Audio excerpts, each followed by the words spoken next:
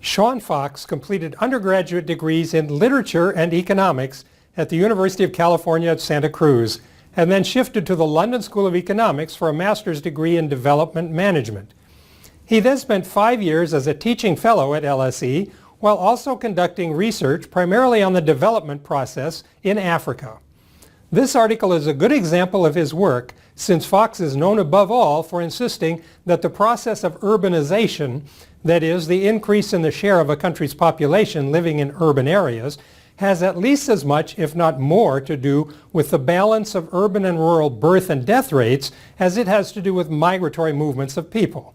The article is a useful corrective to the common misperception that the only thing that causes urbanization is the actual movement of people from rural to urban areas. Without the new insights Fox has provided, for example, we could never understand the contemporary urbanization process in sub-Saharan Africa.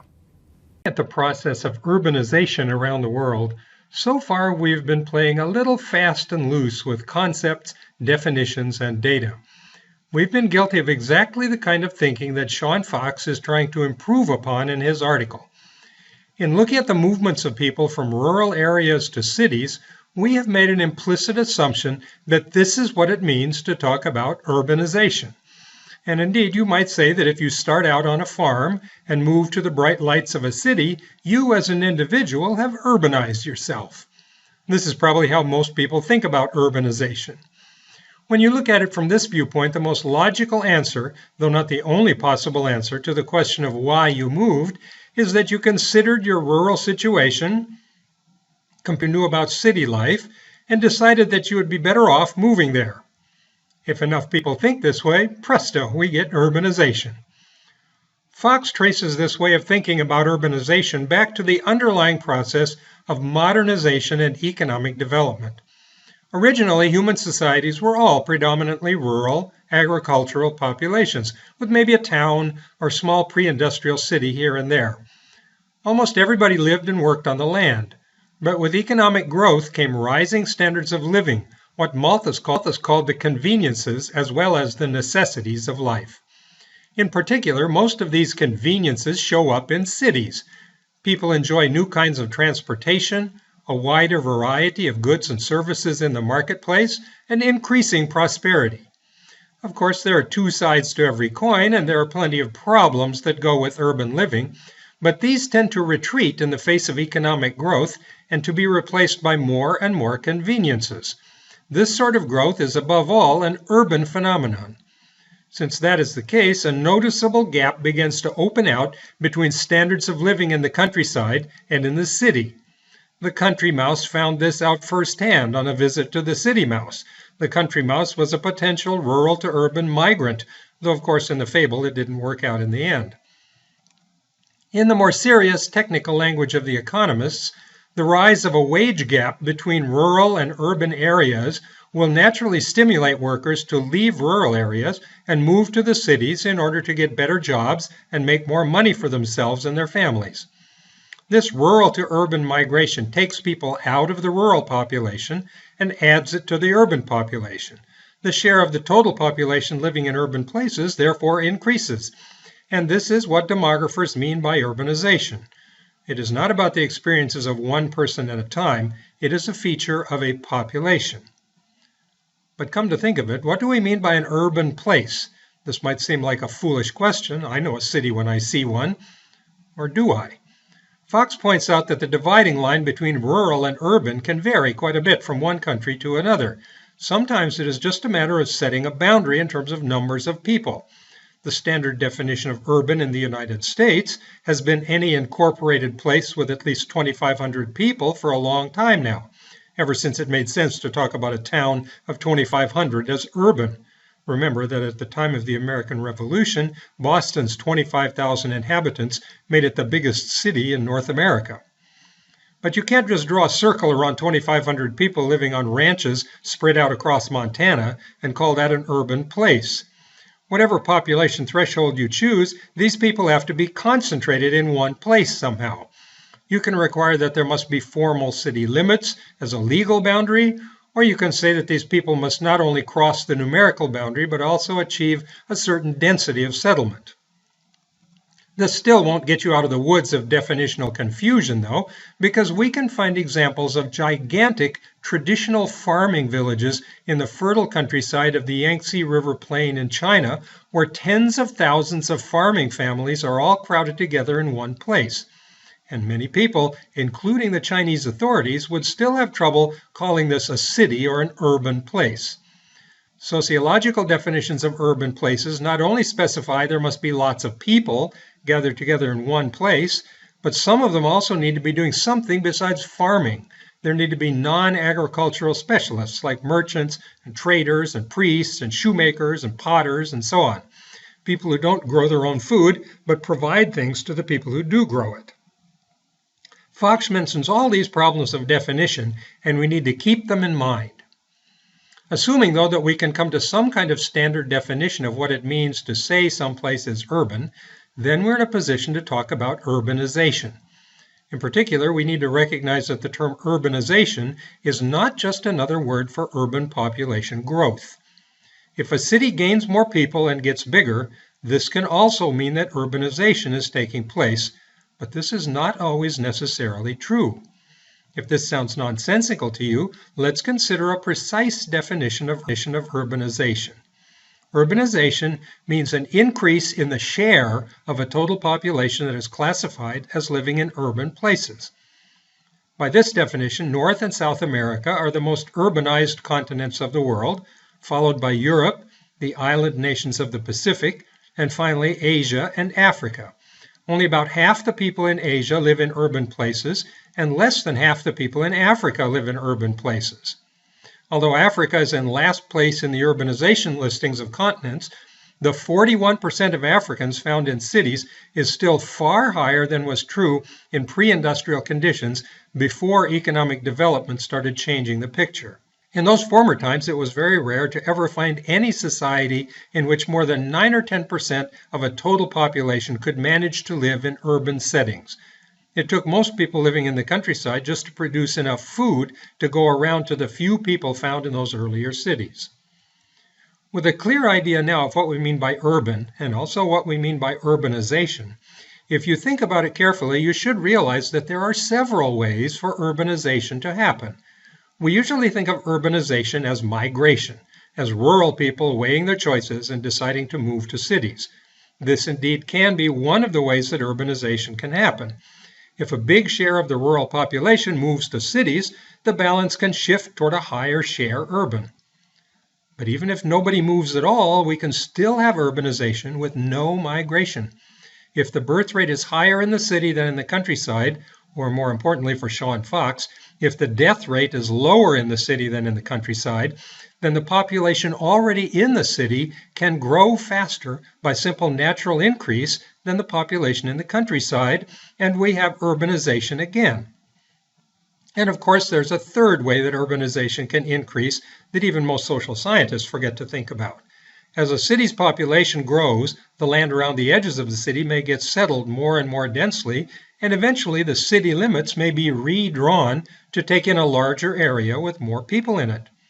In this case, urbanization again can happen without any migration by any people at all. But what about the reverse possibility? This is the distinction that Fox is most interested to stress for us. It is also possible to have massive urban population growth and yet see no urbanization at all. If a city's population grows by 10%, but the rural population in the countryside grows by 20% at the same time, obviously that society has become less urbanized, not more. Even if some people are moving into the city from the countryside, if that rural rate of growth still outstrips the city growth rate after adjusting for the migrants, urbanization will be moving backwards even while the city itself is experiencing urban population growth. Urbanization is about the balance between rural and urban growth, not just about what happens inside the city limits. If we're completely clear about these definitions of what we mean by urban and by urbanization, we're ready to move on to consider the case of Africa as Fox presents it to us. We've gotten much more careful about explaining causes of urbanization.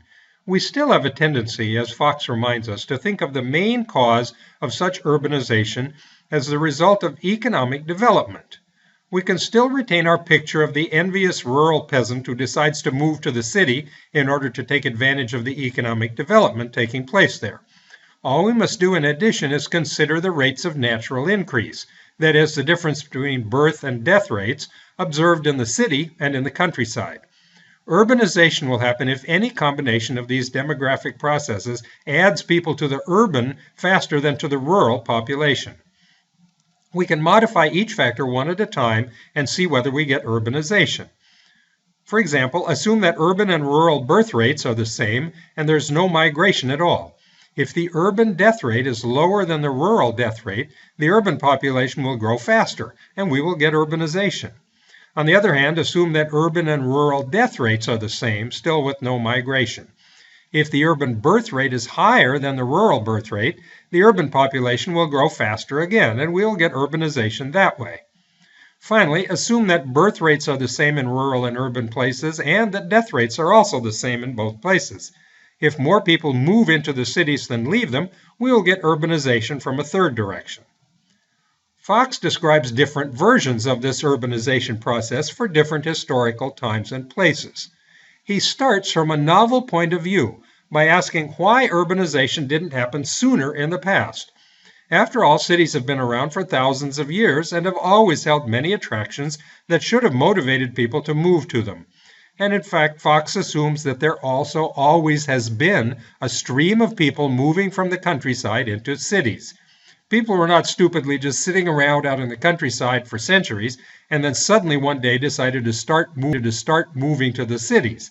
They had always been moving to the cities. In the historical past, this did not produce urbanization because net migration into the cities, option 3 just considered, was canceled out by the fact that option 1 to do with death rates was not true. In fact, death rates were higher in cities than in the countryside because they were nasty, dirty, smelly, disease-ridden places. Fox describes them as demographic sinks, meaning that the death rate in cities was actually higher than the birth rate. Without a steady stream of migrants from the countryside, these cities from the historical past would have just died out and disappeared. Even the migrants streaming in just managed to keep them going, never mind about any urbanization. When we look at things from this angle, the migration from the countryside into cities becomes a constant fact of history. It was always there. The critical change from this new perspective is not to be found in the migration factor, but in changes in the death rate. The early stages of the demographic transition brought mortality decline to northwestern Europe in the 1700s and 1800s, and this proved to make all the difference for urban populations. Since improvements in sanitation and better food supplies had the biggest impact in cities, death rates fell earlier and faster in urban areas. The previous unfortunate situation of natural decrease, when death rates had been higher than birth rates and cities were demographic sinks that consumed population like a meat grinder, came to an end and was replaced by a pattern of natural increase, more births than deaths, that would have produced urban population growth even in the absence of any migration of any kind. This new urban natural increase combined with the traditional stream of rural to urban migrants to cause the population of cities in this historical European context to grow faster than the rural population. In other words, the result was urbanization, a shift of a larger share of the total population into urban places. What we don't usually appreciate is that the change that produced this new pattern of urbanization involved a change in death rates, not a change in the historical stream of migrants that always had been moving to the city, even before the demographic transition got started. Fox suspects that it was our original preoccupation with the idea of migrants as the cause of urbanization that led us to make another assumption that also may have been a mistake. Based on the historical developments in Europe in the first wave of the demographic transition, many scholars jumped to the conclusion that because economic development appeared to go hand in hand with mortality decline and urbanization as one big package of trends, the economic development must have been the cause of the demographic changes, including urbanization. We jump to conclusions like this all the time. We've all seen people who step into an elevator and begin to push the close door button over and over again until the door closes. And it is true that the more times you push the close door button, the less time you have to wait between the last push and the closing of the door. This happens simply because it takes the elevator a certain amount of time to close the door. And the more times you push the button, the more of this standard interval of time you've used up pushing the button. But apparently some people jump to the conclusion that pushing the button actually makes the door close sooner, that it shortens the total time it takes the elevator to close the door. Fox says that we're doing something like this when we make the assumption that economic development caused mortality decline and urbanization in Europe in the 1700s and 1800s. In fact, he constructs a fairly detailed model of this economic explanation of urbanization. In this model, economic development becomes a prime mover that leads to higher standards of living, particularly in cities, and that provides the resources needed to clean up the water supply, to build sewers to carry away tainted water, to improve crop yields and transportation infrastructure so that people see big improvements in the food supply, to allow formal education so that people know more about how to keep clean and stay healthy, and lots of other good changes. The death rate falls below the birth rate, and the city begins to grow by natural increase for the first time, thanks to the progress caused by economic development. This rising standard of living in the cities is not lost on the masses of people still living in the countryside either. And they migrate to urban areas, perhaps in even greater numbers than they always have done in the bad old days before all this progress. The result, of course, is not just a demographic transition, but the gradual shift of the population's center of gravity from rural into urban places, or what we've decided to call urbanization. The trouble with this economic model of urbanization, according to Fox, is that when you try to explain the population trends observed in Africa in the late 20th century, the model breaks down and does not fit the facts of the situation. We turn next to this problem that he encountered. Started his study of urbanization in Africa from the same theoretical foundations as everybody else in the conventional academic world, the economic model of urbanization. According to this model, urbanization begins only when the traditional historical stream of migrants from rural into urban areas is reinforced by natural increase of the urban population itself. This urban natural increase only appears when countries get into the early stages of the demographic transition, so that death rates begin to fall. This is when cities finally see death rates fall below birth rates, so that natural increase is possible at all. And driving all of these demographic trends, including mortality decline and urban natural increase, as well as rural to urban migration, is economic development that allows societies the luxury of sewers instead of chamber pots that you empty out the window into the street, clean piped water instead of a dirty ditch out behind your house, a selection of healthy foods available in local markets, and even wonders like electricity and modern hospitals. Like everyone else, Fox assumed that economic development and rising standards of living made the whole demographic transition, and therefore also urbanization, possible. The trouble was, when he looked at 10 of the largest African countries in the second half of the 20th century, this standard perspective began to malfunction. It was true that during the period of European colonialism in Africa, from the 1800s through roughly the middle of the 20th century, some progress was actually made in starting the earliest stages of the demographic transition. The British, Belgian, Dutch, French, and German colonial overlords, who took control of vast swaths of Africa by force of arms and brutally suppressed any opposition to that control with military violence, found that they actually had to go and live in these places in order to exercise control and make their fortunes. They also found that they depended on the local populations to harvest their spices and other crops, to work in diamond and gold mines, and in general to provide the cheap labor that made colonies profitable to their masters. So they brought in missionaries and other good-hearted people into these systems, founded on violent conquest, and set them to work building hospitals, inoculating children, diagnosing diseases, and treating injuries. We can almost envision a gigantic hypodermic needle filled with all the medical advances of the previous century or so in Europe, including sterile surgery, new drugs and vaccines, and the technology of clean water and sewer systems. This gigantic hypodermic of health improvements was simply injected into the colonial societies by their European overlords. Mortality fell, and as we now understand, urbanization and urban population growth therefore immediately got started. But the whole point of colonialism was to extract raw materials from the local landscape and lots of cheap labor from the local population, and to transfer the profits of such enterprises back to the home country in the form of personal fortunes for the colonial rulers and a plentiful supply of cheap raw materials, so factories back home could employ other workers and boost the standard of living for the whole home country. Economic development of the colony itself made only very limited sense in this context. We might think back to the predicament faced by Benjamin Franklin and the other American colonists 200 years earlier, who faced the same sort of terms of trade interests of British factory owners, and who were then using the Americans in the same way they were using the Africans in the early 20th century. So the African colonies were kept in an unbalanced economic condition, without what we would think of as genuine development.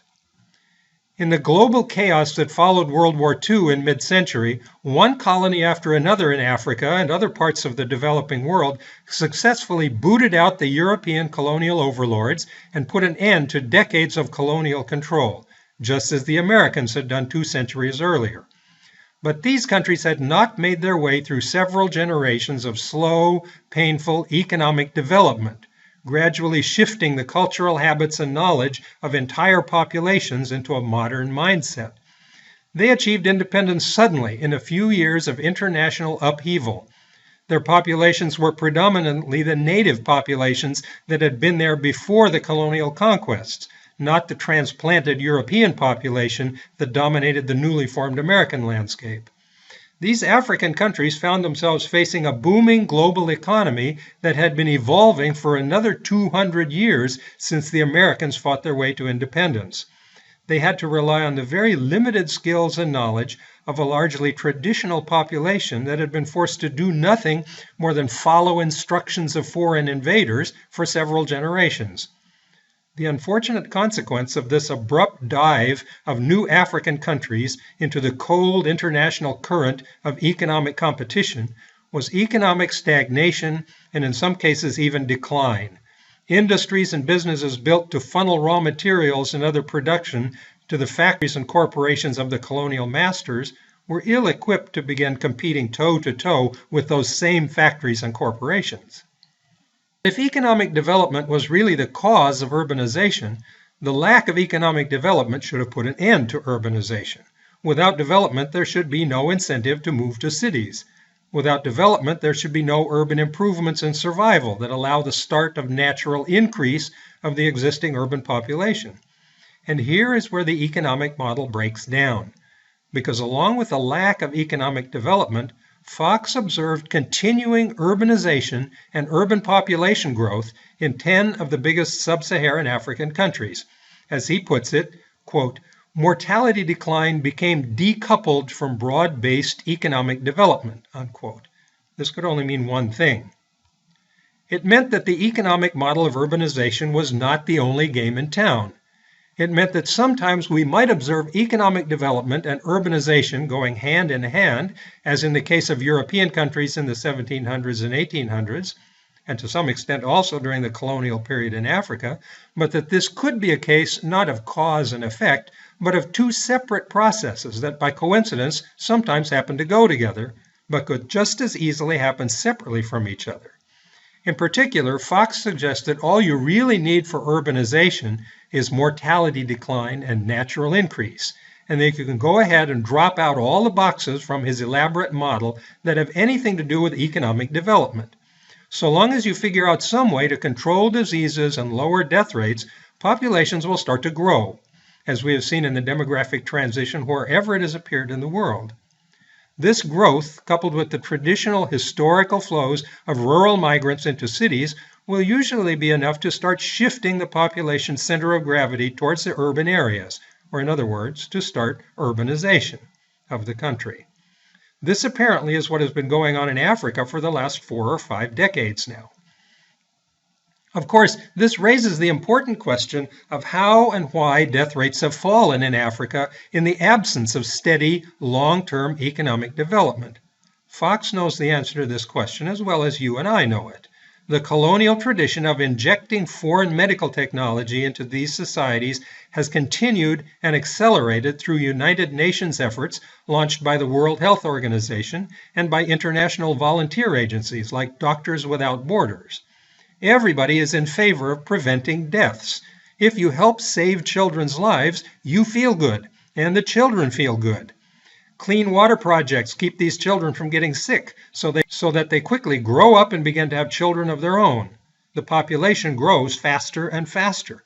Of course, nobody could ever suggest that the world should stop these efforts to save lives, but still, the population is growing faster and faster, and the economy is still not developing or improving. International relief agencies have now established permanent programs of massive shipments of food aid and agricultural assistance for African countries. As both rural and urban populations grow without economic development, their permanent reliance on these permanent feeding programs, importing food from the rest of the world, grows more precarious year by year. Every perceptive person must start to get a little concerned about this, to hear in the back of one's mind whispers from 1798 of the Reverend Malthus about the power of population and the consequences of a population growing unchecked at a potentially exponential rate. So long as these countries are stuck in the middle of the demographic transition, with low death rates and high birth rates, urban populations will continue to mushroom as a result of both natural increase of the existing urban population and a massive influx from rural areas where equally high rates of natural increase are to be found. Fox suggests that in this demographic climate, urbanization can't be stopped any more than population growth in general can be stopped.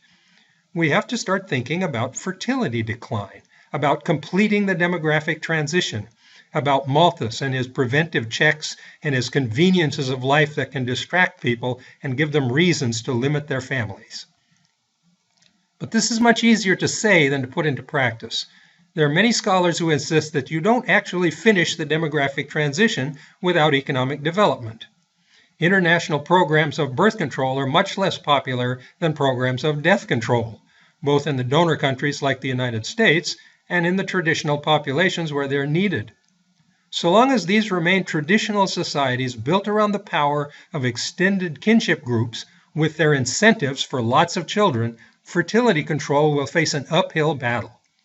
Now that you know all about population, it is up to you to decide what you can and will do about this, one of the most fundamental problems and challenges facing the world today.